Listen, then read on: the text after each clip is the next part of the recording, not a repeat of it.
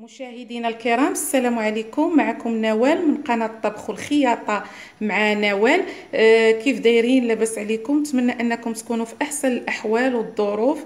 وكيف ما شفتوا دابا راه الحال بدا كيسخن، والصيف راه هو حنا دابا فيه، والحراره والصهد. الانسان دابا ولا كيحتاج المبردات، كيحتاج التحليات، شي حاجه ديسير هكذا.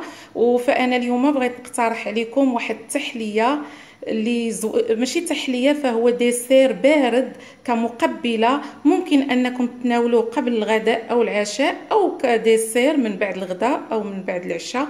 زوين واللي يعتقكم من هذا الصهد وهذه الحراره، زوين وكيبرد وصحي في نفس الوقت. وكنظن انكم الا جربتوه غادي يعجبكم بزاف، وغادي تشكروني عليه. ومهما قلتها فانا واثقه بانكم غادي يعجبكم بزاف. فانا كان سبق لي حضرته هاد بالخيار ودانون المسوس او بدون سكر طبيعي.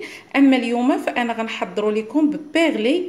ها هو كيف ما كتشوفوا هنا. الا عندك جوج خيارات او جوج بيرلي، غتدخلي تشوفي اشنو ممكن غادي نحضر بهم واحد الديسير اللي بارد كمقبله اللي غادي يعجبكم. كما كتشوفوا هنا عندي هنا جوج خيارات، واللي ما توفرش عنده الخيار ممكن يعوضوا بالفقوس. فالفقوس تا هو دابا راه موجود تبارك الله. وعندي جوج بيرلي.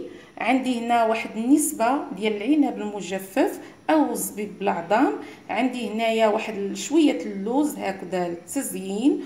وعندي واحد المعلقه كبيره السنيده كتبقى اختياريه. بحال دابا بالنسبه للناس اللي ديابيتيك ممكن يحضروه غير بدانون بدون السكر. والعنب المجفف فهو كيعطي واحد الحلاوه، واحد الطيبه زوينه. وانا اليوم غنحضرو ببيغلي فهو حلو، يعني لا داعي للسكر، غير انا غندير السكر على حساب كيف ما قلت لكم بالنسبه للسكر فهو كيبقى اختياري. انا غنديرو غير على حساب الوليدات ديالي كيبغيو شويه حلو. ودابا على بركه الله كما قلت لكم جوج خيارات ممكن انكم تعوضوهم بالفكوس يتحكوا وهكذا يتسقطروا من الماء، ما يبقاش فيهم حس الماء باش ما هو كيبقى يطلق الماء. اول حاجه غادي نجي هنا غنحل هذوك لي بيرلي اللي عندي، ها بجوج.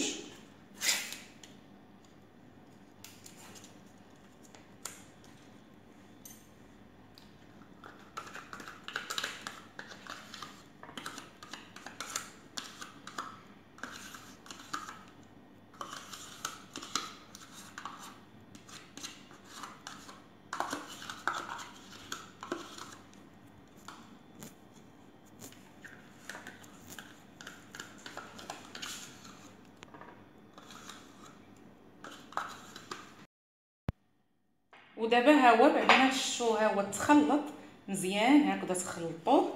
ها هو دابا غنبقى ليا الا غنضيف داك العنب المجفف. اللي بغى يضيف هكا مكسرات، اللي بغى يضيف شي حاجه اخرى من الفواكه ماشي مشكل.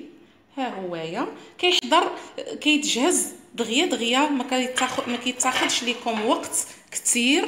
ها هويا ودغيا انا غادي نديروه هنايا وغنخشيه في الثلاجه يزيد هكذا يبرد. ها هو كنجي هنا وكنبدا نعمر في هاد الجبيبينيات. ها همايا راه سريع وكيوجد دغيا، كياخدش منك الوقت.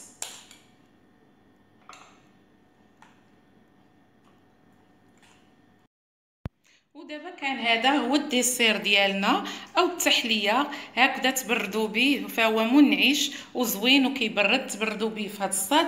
نتمنى هذا لا فيديو ديال اليوم تكون نالت الاعجاب ديالكم. كيف ما شفتوا انا زينته بشويه اللوز، ها هو كان عندي. ممكن ديروا مكسرات الكرداع اللي متوفر عندكم. ونتمنى اللي اول مره كيدخل عندي القناه ما ينساش يدير لينا اشتراك، وما تنساوش تضغطوا على الجرس هكذا باش يبقى يوصلكم جديد قناه الطبخ والخياطه مع نوال، فضلا منكم وليس امرا. وشكرا.